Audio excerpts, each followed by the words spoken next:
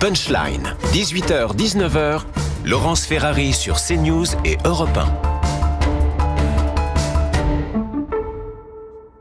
18h16, on se retrouve en direct dans Punchline sur CNews et sur Europe 1. Nous avons toujours un Premier ministre, il s'appelle Gabriel Attal. Il a remis sa démission ce matin au président de la République, qui l'a refusé. Il lui demande de rester pour garantir la stabilité du pays jusqu'à nouvel ordre. Explication de Régine Delfour, et puis on va voir ce qu'en pensent mes débatteurs. Démission présentée mais refusée. Gabriel Attal reste Premier ministre. Emmanuel Macron lui a demandé d'assurer la stabilité du pays. Certains, comme Éric Coquerel, député LFI de Seine-Saint-Denis, dénoncent un non-respect de la démocratie.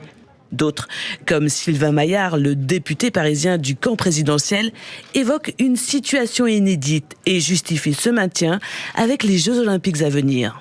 On a les Jeux Olympiques dans quelques semaines, 2 semaines et demie qui commencent. C'est important qu'on ait un gouvernement au travail.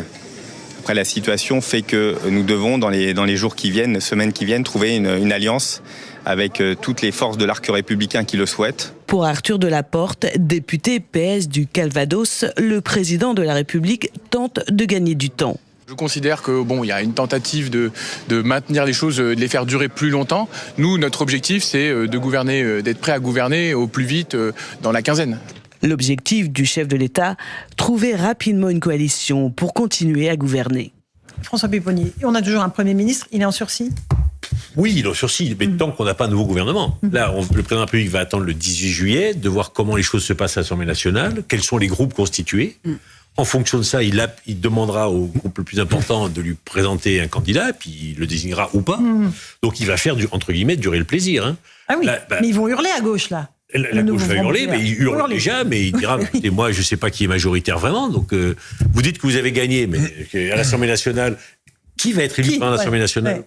Qui va présider la commission ? François Hollande ? Donc, il attend, il dit, écoutez, moi, vous êtes sympathique, les Français ont voté, et on ne connaît pas le résultat définitif. Exact. Donc, on va attendre, et il va le faire, je répète. Oui, mais un tout petit mot, chacun. On oublie quand même les Français dans l'équation.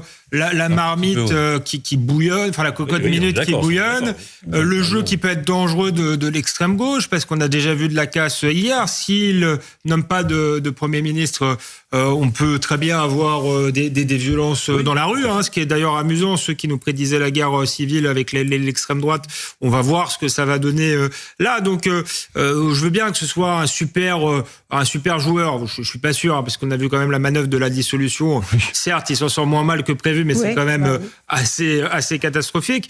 Mais à un moment donné, on peut toujours jouer. La politique, c'est aussi des hommes et des femmes, c'est aussi un pays, c'est aussi une société qui en a ras-le-bol. C'est aussi une économie qui va être impactée par tout ça. Donc moi, je suis pas sûr que tout ça soit tenable. Et à un moment donné, il sera mis face à ses responsabilités, je pense. Moi, je pense qu'il ne faut pas qu'il perde trop de temps, mais le problème, c'est que comme l'équation est extrêmement compliquée, ça risque de durer. En effet. Alors, il y a quelque chose d'étonnant, d'ailleurs. Il aurait pu accepter la démission de Gabriel Attal et laisser Gabriel Attal, en tant que Premier ministre démissionnaire, gérer les affaires courantes. C'est ce qui se fait en général. Là, il le fait pas parce qu'en fait, Attal dispose encore du pouvoir réglementaire. Et d'ailleurs, il y a un sénateur, Philippe Bas, qui s'en est ému cet après-midi en disant, finalement, ce n'est pas conforme à la tradition et à l'usage républicain.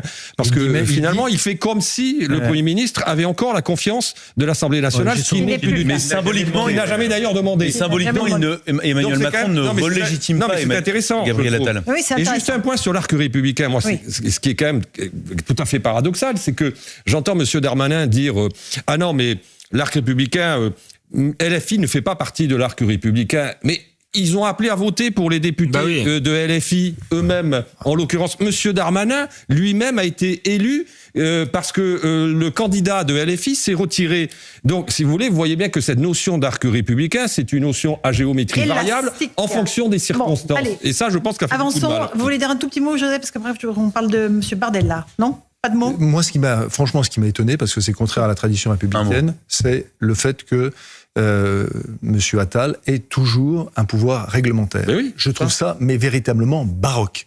Mais véritablement baroque. Ouais. Quand le sénateur Philippe Bas dit que c'est antidémocratique, pardonnez-moi, il a raison. Vous aimeriez quoi, en fait? Mais non, mais oui et non. Mais parce qu'il est là pour gérer les affaires courantes. Il n'est pas là pour avoir des pouvoirs réglementaires. C'est la période de transition entre le moment où il y a l'élection. Non, pardonnez-moi, dans la période de transition, il gère ce qu'on appelle les affaires courantes. C'est contraire aux usages républicains. Mais oui, pardonnez-moi. Ok. Non, mais Allez, c'est d'accord. voilà pour les C'est usages contraire aux républicains. usages.